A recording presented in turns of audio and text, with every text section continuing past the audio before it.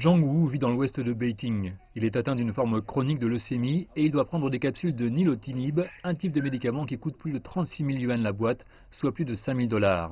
Cela signifie que Zhang Wu a dû dépenser plus de 400 000 yuan, près de 60 000 $ chaque année pour se soigner. En novembre 2018, il s'est rendu à l'hôpital et a découvert que le médicament était couvert par le programme d'assurance médicale du pays.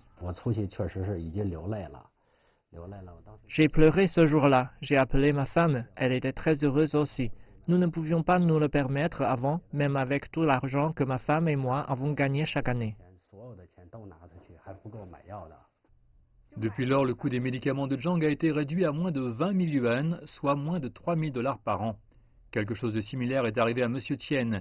Il a un cancer du poumon et doit prendre un médicament spécial qui coûte plus de 52 000 yuan par mois, soit près de 8 000 $.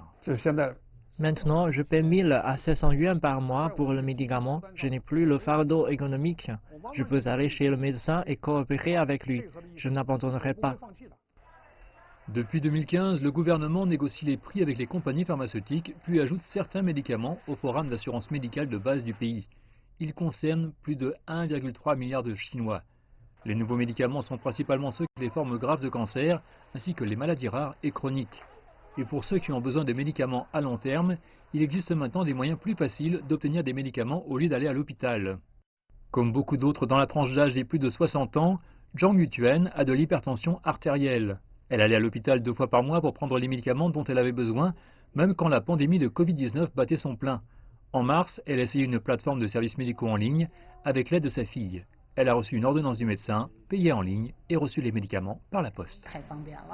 C'est tellement pratique, le prix est le même qu'à l'hôpital. Je vais utiliser ce service médical en ligne, même après l'épidémie, parce que je ne veux pas faire la queue à l'hôpital.